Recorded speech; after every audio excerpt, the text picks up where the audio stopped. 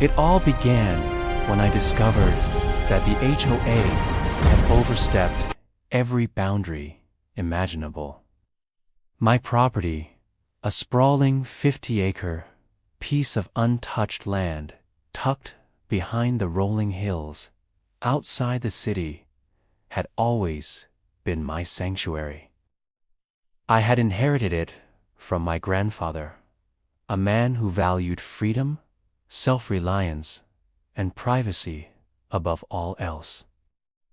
For decades, I had envisioned a life on that land, free from bureaucracy, free from the constant interference of rules and fees that seemed designed to suffocate every ounce of independence. But I had never anticipated the audacity of a homeowners association willing to trample over private property like mine. It started innocuously enough. I received a letter from the HOA, thinly veiled in legal jargon, claiming that a structure I had never seen or approved an entire house was authorized and now legally recognized under some obscure local zoning loophole. I reread the letter 3 times, convinced I had misunderstood. There was no mistake. They had built a fully functional house on my property without my knowledge, complete with electricity, water hookups, and landscaping that violated my property lines. And, as if this invasion weren't enough, they expected me to pay for it literally. Millions in compensation were suddenly demanded, an amount so absurd that I almost laughed out loud in disbelief. My first reaction was disbelief, followed by outrage. How could an HOA, a body meant to enforce rules within its community, assume the authority to build on someone else's land without permission? They had apparently considered themselves above the law, a private government with carte blanche power. But I am not someone who reacts with fear. I spent years studying property law, real estate disputes, and loopholes in local ordinances, and I knew exactly where the power truly lay. The law was clear. Private property could not be invaded without consent. Period. I decided to approach them diplomatically at first. I sent a certified letter demanding proof of ownership or authorization. The HOA's response was predictably arrogant, a thick binder of documents that, upon closer inspection, amounted to nothing more than scribbles, notarized letters from people with no authority, and references to codes that did not exist. I laughed at the audacity of it all. These people truly believed they could strong-arm me into submission. Weeks passed, and the house remained.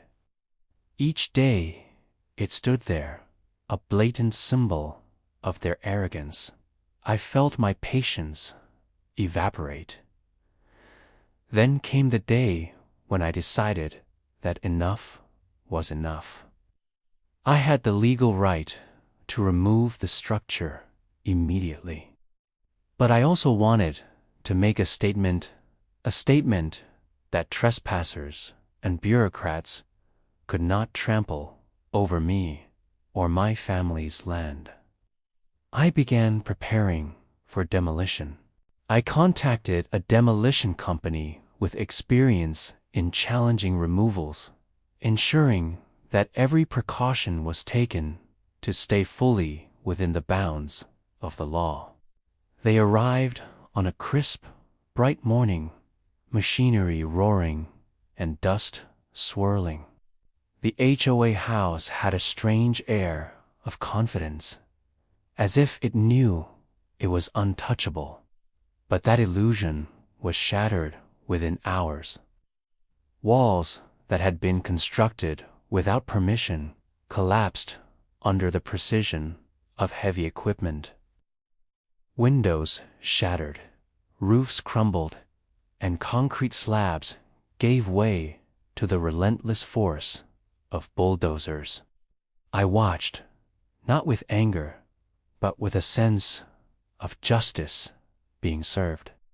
Of course, the HOA did not take this lightly. Within 24 hours, I received multiple calls, emails, and finally, an official notice from their lawyers demanding compensation for the unauthorized destruction of the house. They claimed millions in damages, citing the cost of materials, labor, and potential future appreciation of the property. They even included statements from supposed experts who valued the house as a luxury asset. The audacity was breathtaking.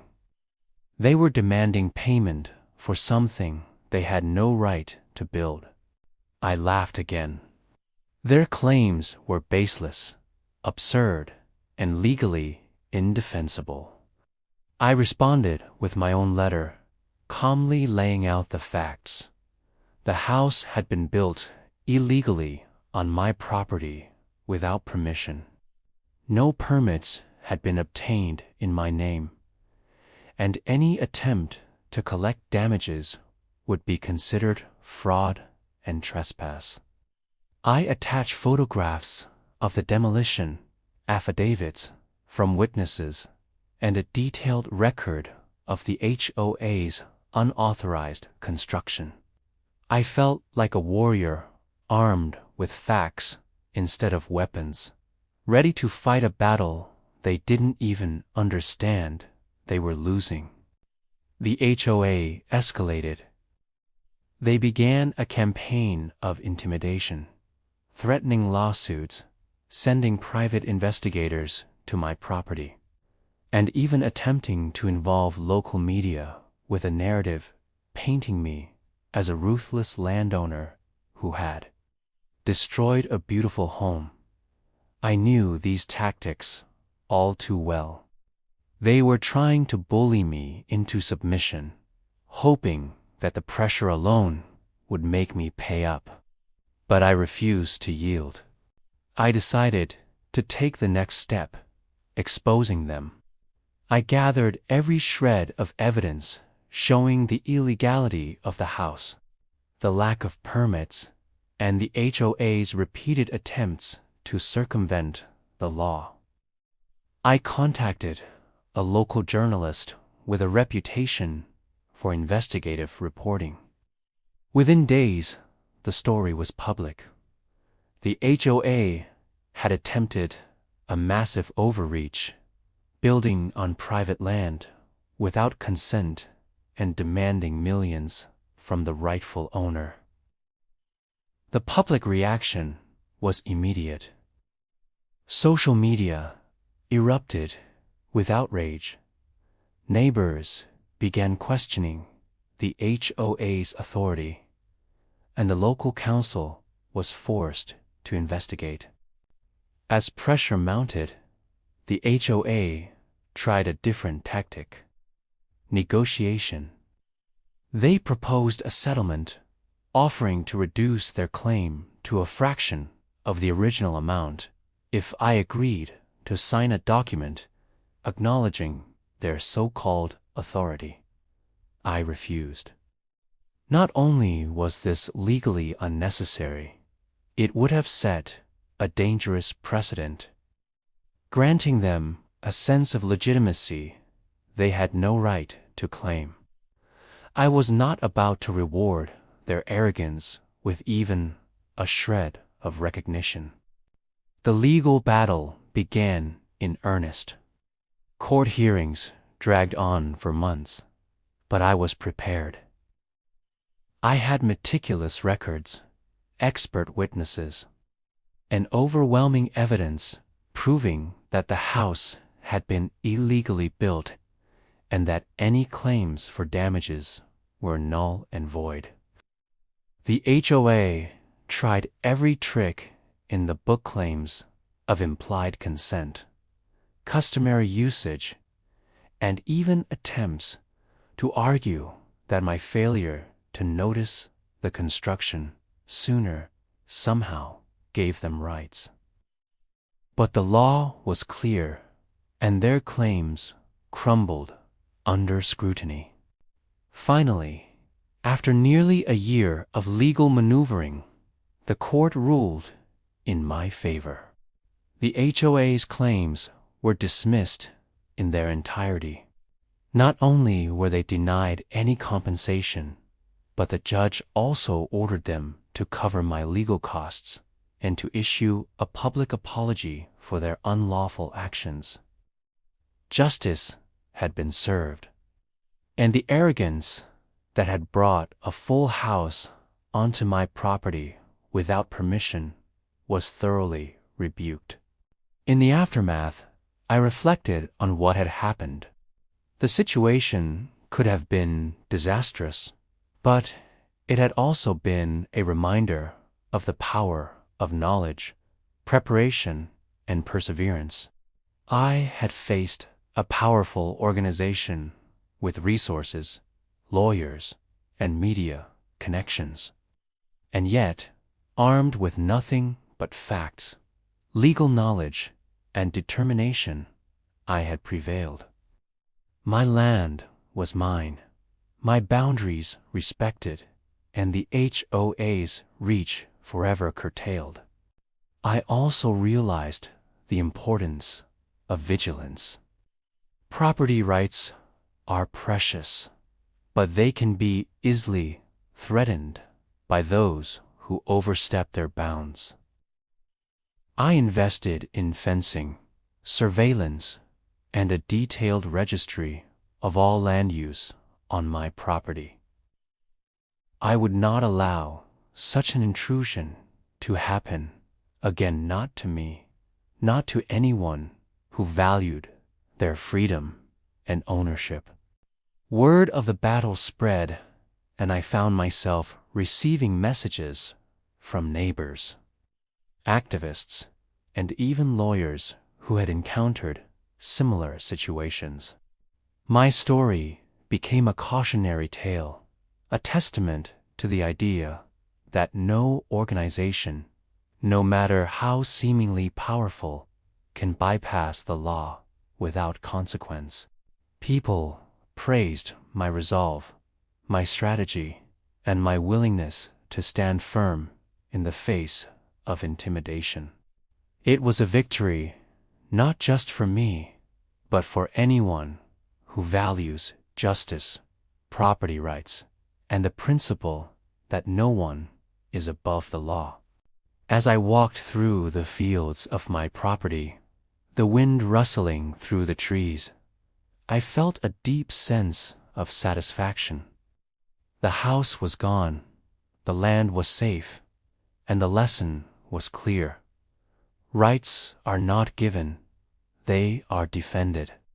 And sometimes defending them requires courage, patience, and the willingness to confront audacity head-on. In the end, the HOA was left to lick its wounds, a cautionary example of what happens when entitlement meets the law. They had tried to impose their will, to demand millions for what was never theirs, and they had failed spectacularly. I had torn down the house, but more importantly, I had reinforced a timeless truth: respect for property, for boundaries, and for the law is not negotiable. The experience changed me. I became more vigilant, more prepared, and more aware of the fragility of rights in a world where bureaucracy often overshadows justice. Yet I also found a certain empowerment in the struggle, a reminder that standing firm, armed with knowledge and determination, can overcome even the most audacious of adversaries. Years later, the story of the illegal HOA house still circulates in legal forums and property rights discussions. It is cited as an example of what can happen when overreach meets resistance. And I smile quietly, knowing that despite the stress, the threats, and the countless sleepless nights, I had done what needed to be done. My land was free, my boundaries respected, and my message unmistakable. No one builds on my property without my permission. The house was gone, but the lesson endured, a permanent reminder that vigilance, courage, and knowledge are more powerful than any facade of authority. And in that lesson, I found not just justice, but peace.